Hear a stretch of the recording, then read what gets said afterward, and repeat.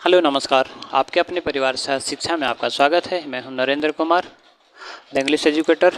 देखिए, हम लोग पढ़ रहे थे टेंस। हमने प्रेजेंट कंटिन्यूअस कर लिया था। आज हमारा है प्रेजेंट परफेक्ट टेंस। क्या है प्रेजेंट परफेक्ट टेंस? हालांकि सारे टेंसेस को हम एक या दो वीडियो में ही कवर कर सकते हैं, ठीक, लेकिन मैं सीरियल वाइज पढ़ा रहा हूँ, ठीक। तो प्रेजेंट परफेक्ट टेंस क्या होता है, इसकी पहचान क्या होती है कि ऐसा कोई वाक्य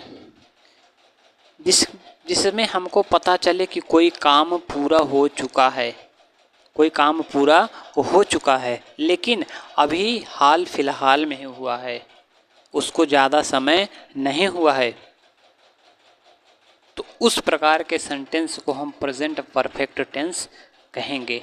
वर्तमान पूर्ण काल, पूर्ण काल, इसको हिंदी में कहें वर्तमान पूर्ण काल। पूर्ण तो हो चुका है लेकिन जल्दी में ही हुआ है, वर्तमान में ही हुआ है, मतलब अभी उसका असर, उसका इफेक्ट जो है अभी गया नहीं है, अभी है, ठीक। जैसे पहचान क्या होगी, किसी वाक्य के अंत में यदि चुका है, चुकी है, चुके हैं, या है, ये हैं इत्यादि शब्द आए, ठीक। इत्यादि में क्या हो, कभी कभी आ भी आ जाएगा, आ है, ई है, ये हैं, ठीक। तो उनको भी हम क्या कहेंगे, प्रेजेंट परफेक्ट टेंस कहेंगे, ठीक। जैसे सोहन पानी पी चुका है, हमने कहा सोहन पानी पी चुका है, यहाँ पे चुका है आ गया, इसका मतलब क्या है, प्रेजेंट परफेक्ट टेंस है। क्या है, प्रेजेंट परफेक्ट टेंस है। ये इसको हम ऐसे भी लिख सकते हैं, सोहन पानी पी लिया है, या सोहन ने पानी पी लिया है, ऐसे भी लिख सकते हैं। अब ये तो रही एग्जाम्पल की बात। किसकी? एग्जाम्पल की बात। इसका हेल्पिंग वर्ब बनाते कैसे हैं, बनाते कैसे, इसका स्ट्रक्चर लिखते हैं। क्या लिखेंगे, subject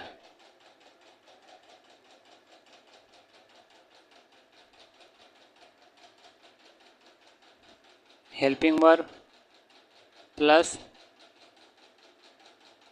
object plus other word, object plus other word, ठीक। जैसे पहले क्या लिखेंगे, सब्जेक्ट लिखेंगे, फिर हेल्पिंग वर्ब लिखेंगे, फिर V3 लिखेंगे, ऑब्जेक्ट लिखेंगे, अदर वर्ड लिखेंगे, ठीक। इसके हेल्पिंग वर्ब की बात करते हैं। इसका हेल्पिंग वर्ब क्या होता है, एक होता है हैज़, एक होता है हैव। हैज़ किसके साथ लगता है, तो थर्ड पर्सन सिंगुलर के साथ, जिसमें क्या आता है, ही आता है, सी आता है, इट आता है, या अकेला नाम, अकेला नाम। क्या क्या आता है, थर्ड पर्सन सिंगुलर में ही आता है, सी आता है, इट आता है, या फिर अकेला नाम आता है, ठीक। हैव किसके साथ प्रयोग करेंगे, तो हैव को हम आप फर्स्ट पर्सन और सेकंड पर्सन लिख सकते हैं, सीधा सीधा लिखते हैं, आई वी यू दे, और फिर उसके बाद एक से अधिक नाम,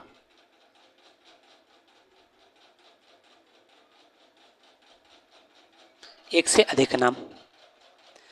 हैज किसके साथ लगाते हैं, थर्ड पर्सन सिंगुलर में ही, सी, इट अकेला नाम आता है, उसके साथ लगाएंगे। हैव किसके साथ लगाएंगे, तो आई वी यू दे एक से अधिक नाम होंगे, उनके साथ में हैव का प्रयोग करेंगे, ठीक।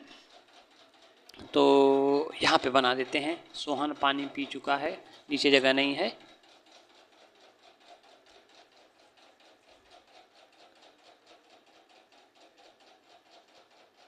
जैसे सोहन पानी पी चुका है, ठीक। तो सब्जेक्ट क्या है, सोहन है, सब्जेक्ट क्या है, सोहन है, सोहन को लिखेंगे, प्लस क्या है, हेल्पिंग वर्ब, सोहन अकेला है, ठीक। थर्ड पर्सन सिंगुलर में अकेला नाम है, इसलिए क्या लगाएंगे, हैज लगाएंगे, ठीक। ये हो गया यहाँ तक। फिर V3 लगाएंगे, काम कौन सा हो रहा है, पीने का काम हो रहा है। पीने की अंग्रेजी क्या होती है, ड्रिंक होती है। ड्रिंक का थर्ड फॉर्म क्या होता है, ड्रिंक और ड्रैंक और ड्रंक, थर्ड फॉर्म क्या हो गया, ड्रंक, यहाँ तक हो गया। सब्जेक्ट हेल्पिंग वर्ब V3 हो गया। फिर उसके बाद ऑब्जेक्ट लिखेंगे। ऑब्जेक्ट क्या है? पानी। ऑब्जेक्ट क्या है? Drink. Sohan has drunk water. ये अदर वर्ड क्यों होता है? अदर वर्ड का मतलब ये हो गया जैसे कहीं प्रीपोजिशन हो गया। ये तो क्या हो गया? ये इनडायरेक्ट ऑब्जेक्ट हो गया। ये इनडायरेक्ट ऑब्जेक्ट हो गया। यदि इसके बाद में प्रीपोजिशन आ गया तो प्रीपोजिशन लगाएंगे, उसका ऑब्जेक्ट लगाएंगे। तो इन सब की बात हम अदर वर्ड में करते हैं। उम्मीद करते हैं ये जो हम बता रहे हैं आपको समझ में आ रहा होगा।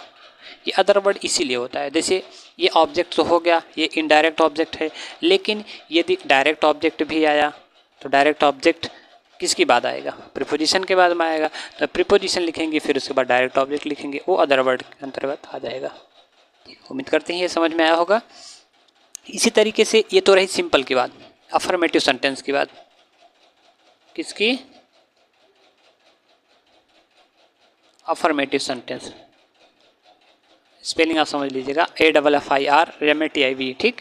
या इसको असर्टिव भी बोलते हैं, ASSERTIV असर्टिव बोलते हैं, या इसको सिंपल सेंटेंस भी बोलते हैं। ये हुई। अगर हमको इसका नेगेटिव बनाना हो गया, क्या बनाना हो गया? नेगेटिव बनाना हो गया, तो कुछ नहीं करना, बस क्या करना है? हेल्पिंग वर्ब के बाद में नॉट जोड़ देना है।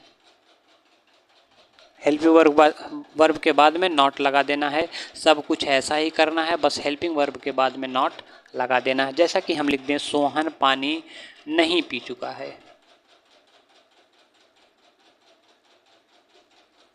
सोहन पानी नहीं पी चुका है।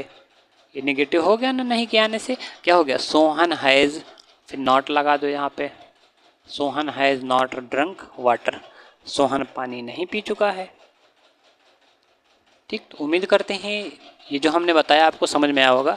इसका अगला पार्ट, अगले पार्ट का मतलब इसका अफर्मेटिव बता दिया हमने, नेगेटिव समझा दिया।